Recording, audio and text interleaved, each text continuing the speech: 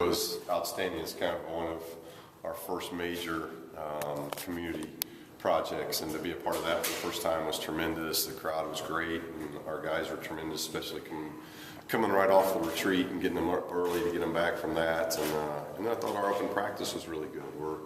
We're behind where we want to be defensively, especially on the backboard, but the guys are probably ahead of where we are or should be offensively. So we got to do a lot of work at the defensive end, but I like the pace that we're playing with. I like their attention to detail offensively.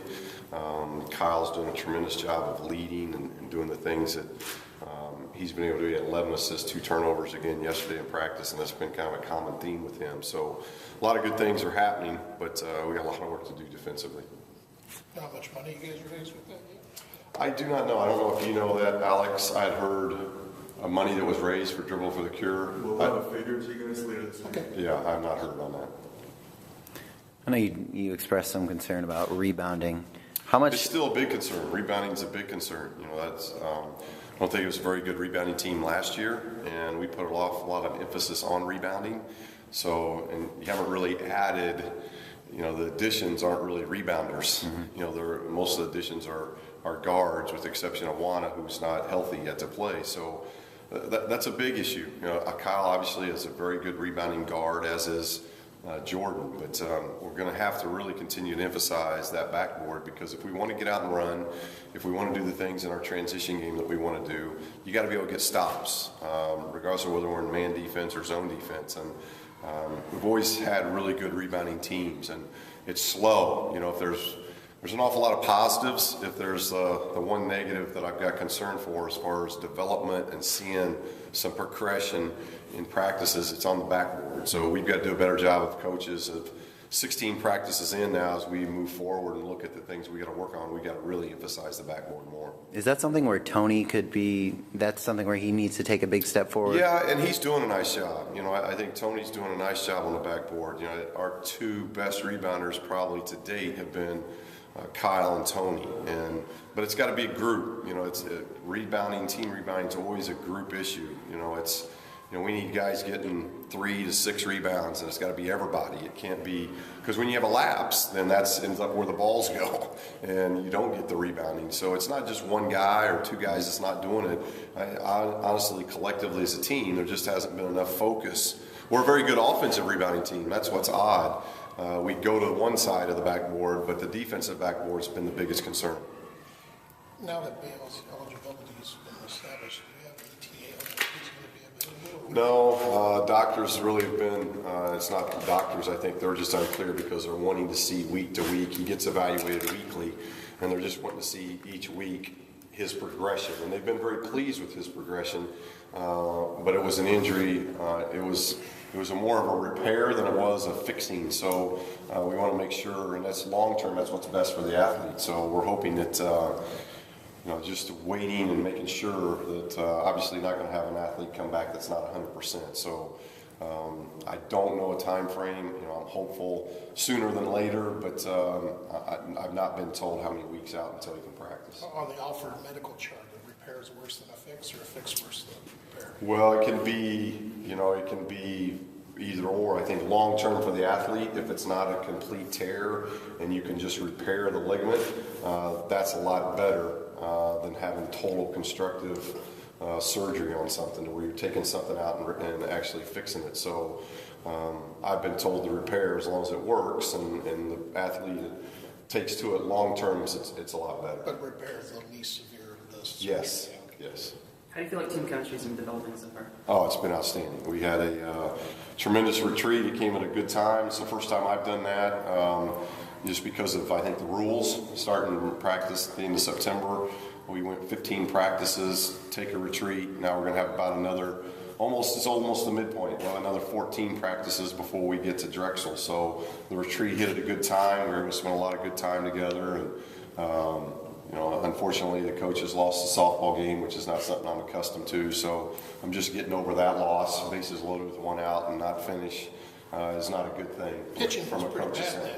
Well, it's like I said, David Brown pitched a complete game and got the win, but his ERA is still pretty high, 20 to 19 game. But But there was a lot of neat things. You know, it was, they got to spend a lot of time together. Coaches got to spend a lot of time together with them. And beautiful part of the country. And so that was good to come back and have a good practice. The chemistry on the team has been outstanding. But as we addressed a lot of issues up there, you know, the season hadn't started. You know, there hasn't been a win, there hasn't been a loss, there hasn't been playing time or lack of.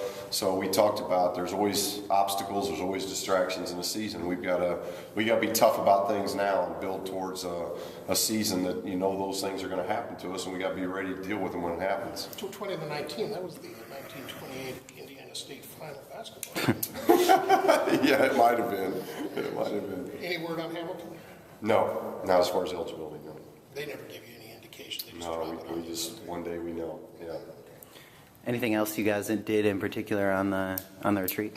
No, just different team building stuff, different activities, and those type of things. Of you know, just what you do in those type of things, building trust, learning about what voice to listen to. You go through a season, there's a lot of voices out there, and getting to know each other. I think the players getting to know each other, and them getting to know the coaches. You know, really understanding who we are, not just as what we think about offense, defense, but who we are as people. And it gave us about, you know, close to 48 hours. It wasn't quite 48 hours, but it gave us a weekend to do those things. And it was a very nice time. Do you feel like the players learned something about you maybe that they didn't know Yeah, I before hope the so. 48 hours? Yeah, I hope so. I hope we all learned a little bit about each other a little deeper. You know, it's all part about building the trust that we've tried to do over the last 6-7 months, and we want to continue to do that. You know, we've got an open line of communication for our players, and our players know they can come to us with anything. And hopefully, you know, a weekend like this is a good break for their bodies where they're not banging on each other. We'll start bringing in officials now and doing more scrimmage work as we get closer to having that first exhibition game here coming up next week. Has your team ever been called slow before? No, I'm not for sure where that comes from. Well, it came from the USC coach. Yeah, at least I guess I don't understand how it comes about, because if you look at our statistics over the years, we've been 1-2 in the Mountain West, which is, if you compare the Mountain West to a lot of leagues in the country, a lot faster than most leagues. So we've always played that way. It doesn't mean we have years like last year. Last year we were a team that scored, I think, right at 68 points a game, which was really low for us. That's low for us, but it was our worst shooting year. And yet it was still a team that figured out how to win 29 games, and in a league that was ranked second in the country, win the league by 2 full games and then win the league tournament going away. So that team figured it out, and at the end of the day, that's what it's all about. Can you get more points than your opponent? But you know, if you watch us practice, you know, we practice a lot with a 12, 15-second shot clock. We want to attack early in the shot clock, but we don't want to take bad shots. We don't want to, you know, what our guys are going through right now is you know, going back to the Coach Wooden era and the things that he talked about. You want to play quick, but you don't want to be in a hurry. And our guys are learning that. We're turning the ball over too much right now. Our shot selection is getting much better than what it was a week ago. But the two areas are backboard and taking care of the ball better. And hopefully in the next, you know, 2 weeks, those things get, not going to be perfect, but those 2 weeks start, in those 2 weeks, things start looking a little bit better in those two areas. Did Infield reach out to you up there? Oh, yeah. No, he's been great. And got a lot of respect for Andy. And Did he? I think it was something that, you know, as he said something in practice to motivate his team. And for some reason, you know, he got written about, and those things happened. But I don't think it was meant to be an attack on us or anything else. He's been very classy through the entire hiring process with the two of us. Is there anything especially unique about this team compared to any team that you've coached in your time as a coach? No, we seem to be able to play an up-tempo style. You know, with the Ware twins, you got two guys that are 6'10", 235 pounds that can really run the floor. So you put both of those bigs out there at once, and you can put lineups out there of 6'10", 6'10", 6'8", 6'5", 6'5". You have the ability to be really big. And I've had some big teams before, but not that big, and to be that athletic. So I like our versatility. I've had teams that have been very versatile. We got to wait and see just how versatile this team is, but we got guys that can play multiple positions, and we can put combinations out there that I hope makes opponents and opponent coaches have to really think about how you're going to guard us. Because Kyle can be a 6'8" point guard, and then Kyle can be a 6'8" forward in a 4-guard lineup.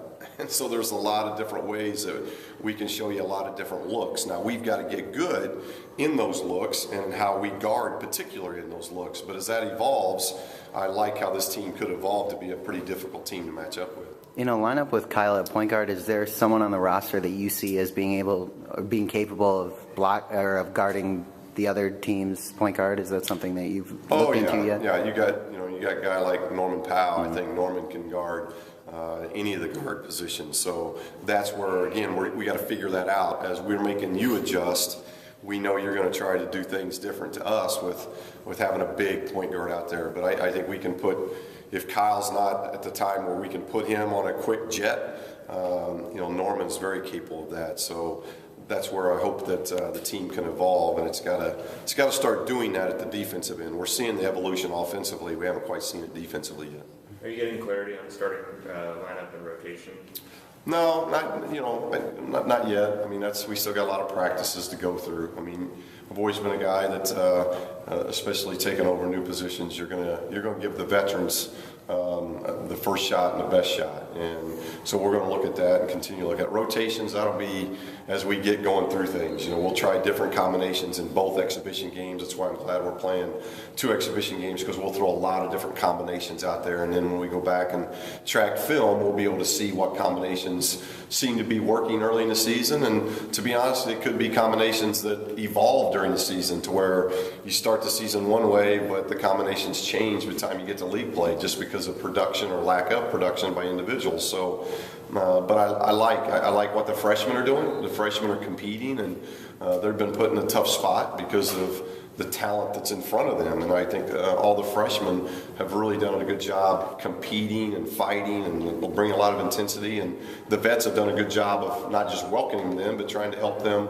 learn what the college game's all about. And that's what we're going to have. We got some really good vets. You got 6 guys that returned from last year. That's not enough. So those freshmen are gonna have to play some minutes, and they got to be good quality minutes. And I think the vets know that, and they've done a good job of leading those guys thus far. You got a grasp from the whole SC UCLA dynamic in this tournament? A grasp of it? Just the rivalry. That's hard to say.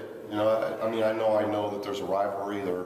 Obviously, you got the 2 Pac-12 schools that are in the same town. So, you understand that. Do I understand there's still a big difference in the basketball side of it? Yeah, I think there's still a big difference there. Difference in what way? Well, if you just look at history, and you look at history and tradition, UCLA, USC, there's quite a bit of difference there. Any other questions?